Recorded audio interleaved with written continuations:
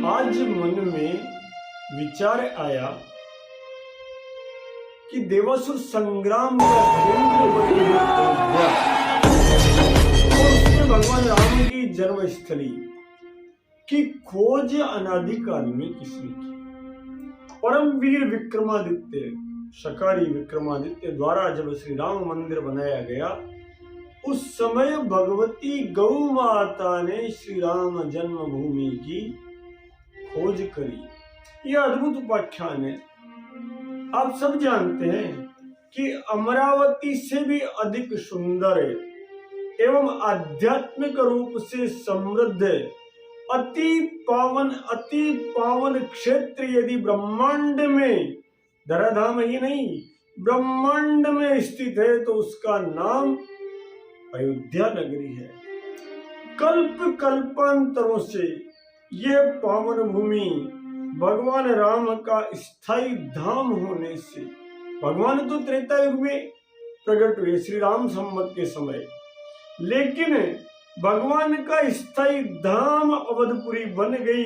इसके कारण यहाँ जन्म लेने वाले मनुष्य तो छोड़ो, अगर कोई कीड़ा बनकर पैदा हो गया, कोई कीट पतंग बनकर यदि वास कर लिया, तो वह भी स्वर्ग लोक को भी पार करके, समस्त श्रेष्ठ लोकों को भी पार करके पूर्ण मुक्ति प्राप्त करने का अधिकारी बन जाता है।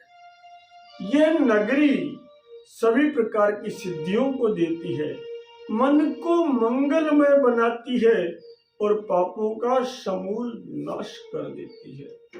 ऐसी श्रेष्ठतम नगरी जिसे ब्रह्मा जी महाराज ने अपने मन से रचित रामचरितमानस के द्वारा मानस सर से निकली हुई परम पावनी सरयू नदी के किनारे स्थापित किया, जिसके दर्शन मात्र से पापों का नाश हो जाता है। तभी तो कहा गया है, बंदहु अवध पुरी अति पावन, सरजू सरी कलि कलुष नशावनी। बंदहु अवध पुरी अति पावनी, पावन नहीं अति पावनी अयोध्या को प्रणाम। कैसी है? जो सरयू नदी के किनारे कलयुग के कष्ट काटने वाली सरयू नदी के किनारे स्थित है। बंदहु अवधपुरी अति पावनी, सरजू सरी कलि कलुष नशावनी। केवल नगरी ही नहीं, भगवान राम की जन्मभूमि होने के कारण जो भी नर नारी यहाँ वास करते हैं वो भी पूरे ब्रह्मांड में पूजित होते हैं, क्योंकि उन सब पर भगवान राम की ममता जो है, उसके लिए गोस्वामी जी कहते हैं, ममता प्रभु ही में थोड़ी।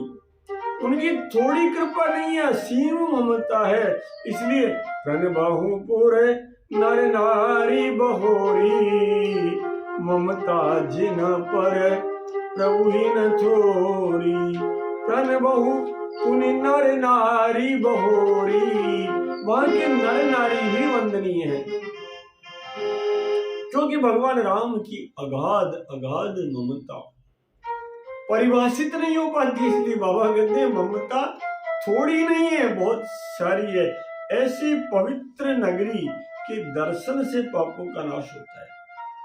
भगवान श्रीमन जगन नारायण के अंगों में, पूरे ब्रह्मांड में, पूरी धराधाम पे, पूरे लोकालोक में भारत भूमि की 7 पवित्र नगरियों को स्थापित माना गया है तथा कहा गया है कि अयोध्या, मथुरा, माया, काशी, कांची, अवंतिका, द्वारावती तथा गेया सप्तपुर्यस्य मोक्षदा।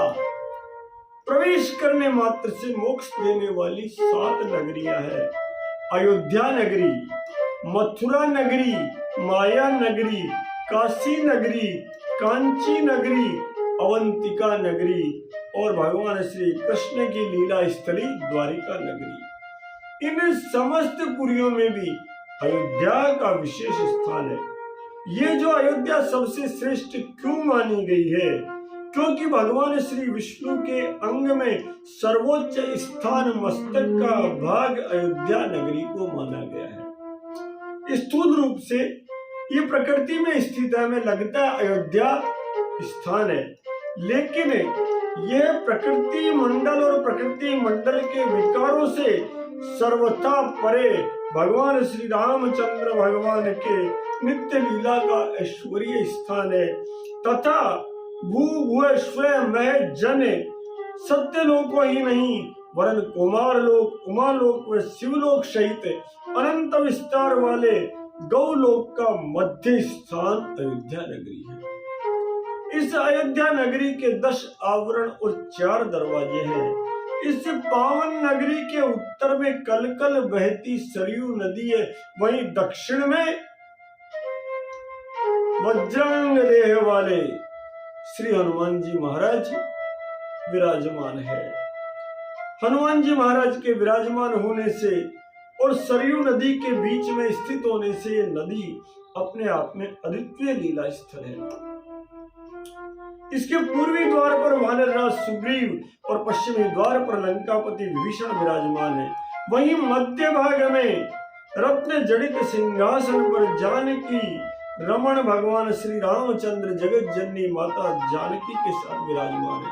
श्री सहित दिनकर वंशभूषण काम बहु छवि सोहई नवंबूदरम बरगात अंबर हित मुनि मन मोहई मुकुटांगदानी विचित्र भूषण अंग अंगनि प्रति सजे अंबोज नयन विशाल उर्मुज धन्य नर निरकंति जे। भगवान श्री रामचंद्र के सिंहासन पर आरूढ़ जगत जननी जानकी के साथ राम दरबार के वहां जाकर जो दर्शन कर ले धन्य नर निरखंति, जो केवल दर्शन मात्र करने से व्यक्ति पवित्र हो जाता है, कोई जाए तो सही। इसी महान नगरी में गाय वेद देवगणों और संत जनों का लोकालोक को रुलाने वाले रावण से त्राण करवाने के लिए, मुक्त करने के लिए भगवान श्री रामभद्र ने त्रेता युग में अवतार लिया। नवमी तिथि मधुमास पुनीता शुक्ल पक्ष अभिजित प्रतिपीता, उस दिन अवतार लिया और जिनके सुभत्व के कारण ये नगरी अनंत काल के लिए सारे नगरों का सुमेरु बन गई। जैसे ही भगवान ने कहा विप्रधेनु सुरसंत हितलीन मनुज अवतार, तैसे ये नगरी ब्रह्मांड के लिए पूजनीय सुमेरु बन गई, शिखर बन गई, माला के मनकों का सुमेरु बन गई। जन जन की आस्था की इस महान नगरी की यात्रा को प्रधान कर्तव्य हमारे पूर्वजों ने बना दिया और इसी आस्था के कारण यहाँ दिव्य मंदिरों का निर्माण हुआ। वर्तमान युग में यह जो हमारी अयोध्या है, ये देवासुर संग्राम का कारण बन गई और उस समय जब इसे नष्ट भ्रष्ट कर दिया गया तब शक शासकों के विध्वंसक परम वीर विक्रमादित्य महामी के द्वारा इसे पुनर्निर्मित किया गया। उस समय इन महान वीर द्वारा इस शुभ कार्य के लिए तीर्थराज प्रयाग के दिव्य स्वरूप की लंबे समय तक आराधना की गई और उनकी कृपा से विक्रमादित्य को श्री राम जन्मभूमि का ठीक ठीक परिचय प्राप्त हुआ। क्या परिचय प्राप्त हुआ? कहां भगवान राम ने अवतार लिया? बताया प्रयागराज ने कि सुनो, अयोध्या नगरी में मर्यादा पुरुषोत्तम श्री राम का जन्म स्थल दिव्य मणि पर्वत के पास स्थित है। उन्होंने बताया कि गवाक्ष कुंड के पश्चिम में राम नामी वृक्ष है। उस वृक्ष की स्थापना अनादि काल में स्वयं ब्रह्मा जी महाराज की प्रेरणा से स्थापित हुई है, जिससे भगवान राम के जन्म स्थान की भू स्थिति जानी जा सके। विषय को और स्पष्ट करते हुए प्रयागराज ने अपने दिव्य स्वरूप में प्रकट होकर परम वीर विक्रमादित्य को कहा कि सुनो विक्रमादित्य, छोटा सा काम कर लो। इस राम नामी वृक्ष के 1 मील की परिधि में 9 वत्सा जगन माता गौ माता को लेकर भ्रमण करो। जगत जननी गौ माता जब अपने 9 वत्स बछड़े और बछड़ी को दूध पिलाती है तो उसके मुंह से फेंग निकलता है। धर्म जहां जहां गिरता जाता है, कली का नाश होता जाता है। उस जगन माता को आगे करो और गाय की पूंछ पकड़कर चल दो, तुम्हें राम जन्मभूमि मिल जाएगी। भगवान का स्मरण करो, कीर्तन करो, वंदन करो और इस परिभ्रमण में जिस स्थान पर वह जगन माता गौ माता 9 वत्सा गाय गोबर करे, उस स्थान पर दिव्य मणि पर्वत की स्थिति जान लेना, क्योंकि मणि पर्वत स्वयं लक्ष्मी का भंडार है और जगत जननी गौ माता का गोबर लक्ष्मी के भंडार का प्रकट रूप है। इस मणि पर्वत की भू स्थिति प्रकट करने के पश्चात उस सवत्सा गाय को मणि पर्वत के चारों ओर 500 धनुष कोटि में परिधि बनाकर भ्रमण करो, क्योंकि इसी परिधि में भगवान श्री राम का जन्म स्थल स्थित है। हे वीर विक्रमादित्य, भगवती गौ माता तथा श्री राम भद्र में माता और पुत्र का चिर स्थायी संबंध है, सदा सदा का संबंध है तथा आसुरी शक्तियों द्वारा जब प्राणी मात्र को संकट दिया जाता है तो चाहे कृष्ण अवतार हो चाहे राम अवतार हो, ये गौ माता आगे आगे चलती है, संग गोतनधारी भूमि विचारी। इस गौ माता के बिना भगवान भी अवतार नहीं लेते। देवी शक्तियों को इसी जगत जननी गौ माता की पुकार के लिए इसे आगे लेना पड़ता है, और जब ये पुकारती है तो कण कण में व्याप्त भगवान प्रकट हो जाते हैं। इसलिए सुनो, श्री राम जन्मभूमि में इस गौ माता का भ्रमण करो, जहां ये गौ माता वात्सल्य भाव से अपने चिर पुत्र भगवान श्री राम को पहचान लेगी, उनकी जन्मभूमि को पहचान लेगी, वहीं इसके स्तन मंडल से दूध की धार प्रकट हो जाएगी, और जहां दूध की धार प्रकट हो वहां नारायण का विशाल ज्वार प्रकट होगा, जिसके परिणाम स्वरूप ये स्तन से निकली हुई दूध की धार उस ज्वार में मिलकर के धरती को आप्लावित कर देगी। केवल इतना सा कर लो। एकादशी तिथि, गायत्री मंत्र, भगवती गौ माता, चारों वेद और ओंकार भगवान के समान तीर्थराज प्रयाग भी दिव्य शक्तियों के भंडारागार है। महाराजा विक्रमादित्य ने उनके आदेश को माना और सुझाए गए देवी मार्ग का अनुसरण किया। जगत जननी गौ माता को 9 वत्सा बछड़े के साथ आगे किया और उसके बाद जैसे ही स्थान मिला श्री राम जन्मभूमि मंदिर का निर्माण किया गया, और उसके साथ ही विशाल विशाल 300 मंदिरों का निर्माण किया गया। भारतीय मान का यह शिखर बिंदु देवों के लिए श्रद्धा का केंद्र बना, आसुरी शक्तियों के लिए परम विद्वेष का स्थायी कारण बना, और ये जो अयोध्या नगरी है ना, कलयुग में भीषण संग्राम का संग्राम यज्ञ बन गई, सम्रांगण केंद्र बन गई। आसुरी शक्तियां टूट पड़ी। बाह्य आक्रांताओं में सर्वप्रथम शकों को धूल दूषित करने वाले विक्रमादित्य द्वारा इसी राम जन्मभूमि पर मुख्य आक्रमण मौर्य काल में 200 ईस्वी के लगभग ग्रीक राजा मिनांडर द्वारा किया गया। नष्ट भ्रष्ट करते हुए उसने अयोध्या पर कब्जा किया, लेकिन शुंग वंशीय राजा धूमसेन के नेतृत्व में प्रजा ने भीषण आक्रमण किया और अयोध्या पर वापस कब्जा कर लिया। ये युद्ध लगातार चलते रहे। जिस समय सोमनाथ लूटने का गजनवी ने अभियान चलाया, उस समय भी उसने यह आक्रमण की योजना बनाई, और उसकी योजना को मूर्त रूप देते हुए उसके भतीजे सालार मसूद ने भारी सैन्य बल के साथ अयोध्या की ओर कूच किया। 14 जून 1033 को मसूद अयोध्या से 30 मील दूर बहराइच पहुंचा, और वहां उसका मार्ग अवरुद्ध करने के लिए महाराजा सुहेल के नेतृत्व में लाखों लाख राम भक्तों की वीर वाहिनी इकट्ठी हो गई। उस विशाल सैन्य बल के सामने आतताई की सेना पराजित हुई और असमय ही वह काल के गाल में पड़ गया। तभी तो उसकी जीवनी मिराज ए महमूदी में लिखा गया, मौत का सामना है, फिराक सुरी नजदीक है, हिंदुओं ने जमाव किया, इनका लश्कर बेइंतहा है, नेपाल से पहाड़ों के नीचे घाघरा तक फौज का मुखालिफ पड़ाव है।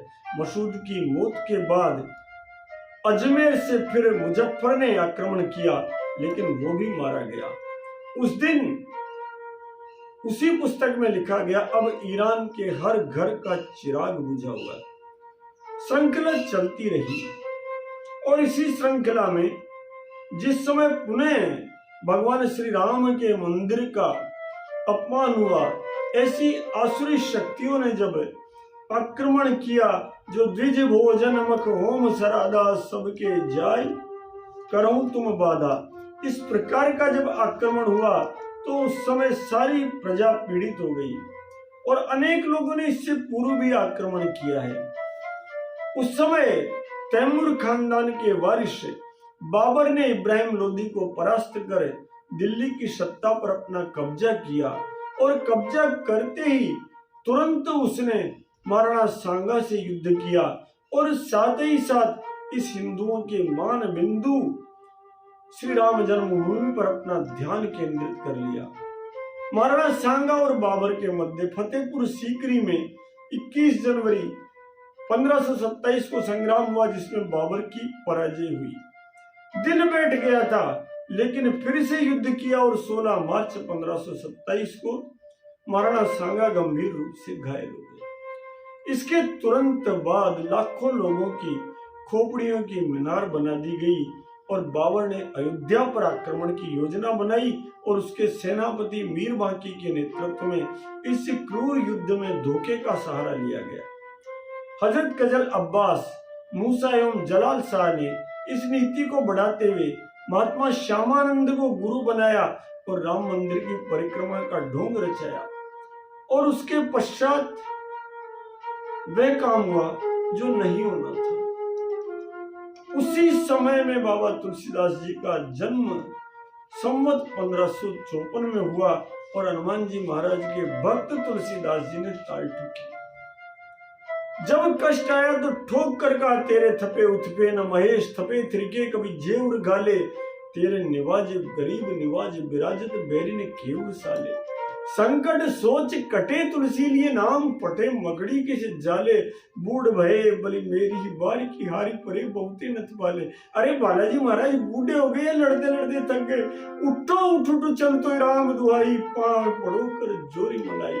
और जिस समय जनेऊ रखना, भारत के शास्त्रों को पढ़ना भी मौत का कारण बनता था, उस समय बाबा ने कवितावली रच दी, गीतावली रच दी और अद्भुत से अद्भुत श्री रामचरितमानस, हनुमान चालीसा, हनुमान बाहुके, हनुमान अष्टक, बजरंग बाण, गीतावली, कितने कितने ग्रंथ दोहावली लिख डाले उसी समय पे। और उस समय रामायण भी कब प्रकट की उन्होंने, रामचरितमानस भी कब प्रकट की, ठीक उस दिन प्रकट की जिस दिन भगवान राम का जन्म हुआ था। संवत 1631 में फिर चैत्र शुक्ल की नवमी आई और उस समय बाबा ने हनुमान चालीसा के रूप में ये भगवान राम का वाणीमय अवतार प्रकट कर दिया। इस रामचरितमानस को कोई प्रणाम भी करे तो साक्षात राजा राम की कृपा मिलती है। संवत 16 सोईक दिशा, करहूं कथा हरि पद शीशा, नौमी भौम 12 मधुमासा, अवधपुरी चरित प्रकाशा, हरि जय दिन राम जन्म सुध गावई, तीरथ सकल कहाँ चलिया वही। और बाबा की कृपा से जो वाणीमय रामचरितमानस तैयार हुई, उस वाणीमय रामचरितमानस को गाते गाते हमारे पूर्वजों ने इस वर्ष वो सौभाग्य खड़ा कर दिया जब 22 जनवरी को भव्य श्री राम मंदिर का हम सबने दर्शन किया। माननीय सुप्रीम कोर्ट ने नवंबर 2019 में निर्णय किया था और उस निर्णय की पालना में आज रामलला वापस आ गई। उनका बालक रूप क्या है? बंधु बाले रूप सोई रामा। अद्भुत है उनका, क्या अद्भुत है। इष्ट देव मम बालक रामा, स्वभाव उसे कोटि शत गामा। हर बालक रूप राम कर ध्याना, कहूँ मोहि मुनि कृपा निधाना। कालभूषण जी कहते हैं भगवान के बालक रूप का ध्यान करो, क्योंकि मर्यादा का रूप धारण करना तो बहुत भारी काम है, लेकिन उनका बाल रूप धारण करो। क्योंकि बाल रूप कैसा है? जब माता के सामने प्रकट हुए थे, एक बाल रूप तो यही है भगवान श्री राम का। भगवान श्री राम का बालक रूप ये गोबर के लड्डू गोपाल है। बाल कृष्ण भगवान श्री राम का स्वरूप है, शास्त्र प्रमाणित है। और वो बालक रूप कितना अद्भुत है, इसलिए अयोध्या में जो बाल रूप में विराजमान है ना, दर्शन करते ही पुनीत अवस्था प्राप्त होती है। माता के सामने जब प्रकट हुए तो सबसे पहले भगवान चार भुजा नाथ के रूप में प्रकट हो गए। लोचन अभिरामा तनु घन श्यामा, निज आयुध भुज चारि। महाविष्णु प्रकट हो गए। जैसे 1000 विष्णु भगवान के फोटो आप देख रहे हैं मंदिर में, ऐसे वो भगवान चार भुजा नाथ के रूप में प्रकट हुए। तो माता घबरा गई। माता कहती है मेरे बेटा, कोई लोग आश्चर्य कर लेंगे कि मानवीय स्त्री के गर्भ से 4 हाथ का बेटा कैसे पैदा हो गया। तो माता पुनि बोली सोमति डोली, तजमता दे यह रूपा। सुनि वचन सुजाना रोदन ठाना, कोई बालक सुररूपा। माता घबरा गई, बेटा अन्याय हो जाएगा। अरे मेरे लड्डू गोपाल, अरे मेरे महाविष्णु, लोग कहेंगे दशरथ की पत्नी के पहले तो बच्चा नहीं होता था, हुआ तो 4 हाथ का टापर हो गया। इसलिए इस 4 भुजाधारी रूप को निज आयुध मुझचारी, शंख चक्र गदा पद्म लिए हुए, शांताकारं भुजगशयनं पद्मनाभं सुरेशं, विश्वाधारं गगन सदृशं, मेघवर्णं शुभांगं। इसको छोड़ दो राम, तभी तो 1000 विष्णु के बराबर राम। श्री राम रामेति रामेति रमे रामे मनोरमे, सहस्त्रनामा तत्तुल्यम राम नाम वरानने। अरे मेरे लड्डू गोपाल, अरे मेरे कानूड़ा, अरे मेरे रामभद्र, अरे मेरे महाविष्णु, अरे भारत के नंदी, क्योंकि नंदी भी राम ही है, छोटे टावर बन जाओ ना। तो जैसे ही कहा भगवान राम, अयोध्यापति, रघुपति, मेरे पति, सीतापति, सबके पति, जगतपति राम, देवताओं के अधिष्ठाता राम, सुनि बचन सुजाना रोदन ठाना, होई बालक सुरभूपा। छोटे से बच्चे बन के जोर जोर से रोने लग गए। मनुष्य ही नहीं बने, मानवीय बालक जैसे रोता है वैसे रोने लग गए। बाबा तुलसीदास तो मगन हो गए, कहते हैं सुनो रे, यह चरित्र जे गावई हरिपद पावई, तेन परई भवकूपा। भगवान राम का ये बालक रूप का चरित्र कोई गा ले तो भवकूप में नहीं पड़ता है, पवित्र हो जाता है, परलोक में चला जाता है। इसलिए आज इच्छा हुई कि हम अयोध्या दौड़कर चले सब, क्योंकि वो बाल रूप में भगवान अब स्थापित हो गए, दर्शनीय हो गए, वंदनीय हो गए। आनंद आता है देखने में। आइए हम भी शीघ्र से शीघ्र इसे परम पावन बंदों अवधपुरी अति पावन में चले, और जहां भगवती गौ माता ने श्री राम जन्मभूमि का अनुसंधान किया, विक्रमादित्य के साथ चलकर प्रयागराज के कारण, उस राम जन्मभूमि का दर्शन करें, मानसिक रूप से यात्रा अभी प्रारंभ करें मेरे साथ।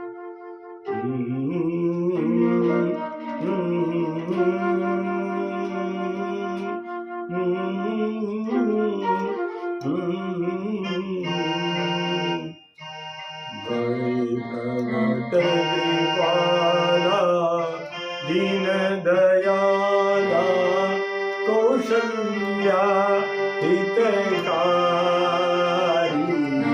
ये केदार राग है ना, भगवान को प्रकट करने की राग है, इसलिए इस समय गाने का एक अनूठा आनंद है। जिस समय पर भगवान को प्रकट करना था। उस समय नरसिंह मेहता ने बताया इसी राग में गया था। भूतल भक्ति पदारथ मूडु ब्रह्मलोक नाही रे पुण्य करी अमरा पाया अंत त्रिलोकी माही रे प्रगट कृपाला दीन दयाला कौशल्या हितकारी हर सिंह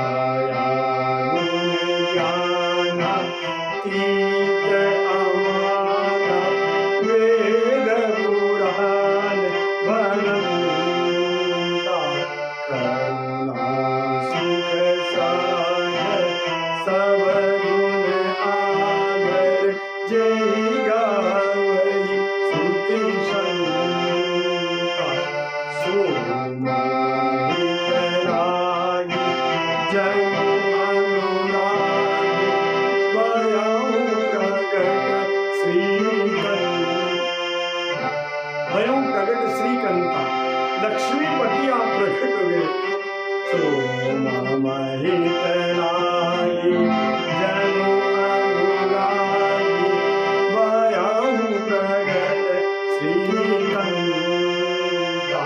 ब्रह्मांडया निरामित माया रोम रोम प्रतिवेद कहे सो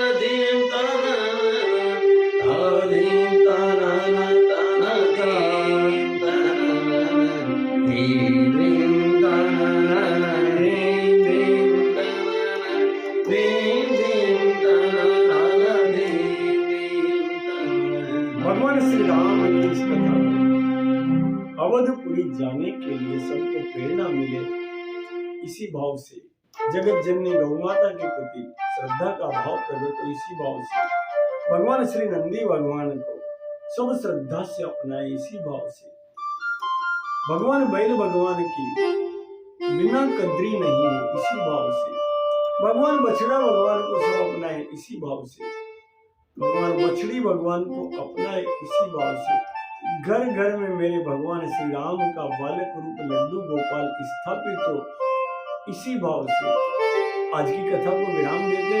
विप्रदेव सुर संतहिते दीन मनुज अवतार, निज इच्छा निर्मित गुरु माया गुण गोपाल, सियावर रामचंद्र शंकर हरि ओम। श्री राम जय राम जय जय राम, श्री राम जय राम जय जय राम, श्री राम जय राम जय जय राम, श्री राम जय राम जय जय राम, श्री राम जय राम जय जय राम, श्री राम जय राम जय जय राम, श्री राम जय राम जय जय राम, श्री राम जय राम जय जय राम, श्री राम जय राम जय जय राम, श्री राम जय राम जय जय राम। श्री राम राम रघुनंदन राम राम, श्री राम राम भरताग्रज राम राम, श्री राम राम रणकर्कश राम राम, श्री राम राम शरणम भव राम राम। माता रामो मत पिता रामचंद्र, स्वामी रामो मत सखा रामचंद्र, सर्वस्वं मे रामचंद्रो दयालु नन्द जाने देव जाने न जाने। बोले रामचंद्र भगवान की जय, श्री बाल रूप राम की जय, जगतपति राम की जय, कौशल्यानंदन राम की जय, दशरथ नंदन राम की जय, महाविष्णु श्री रामचंद्र भगवान की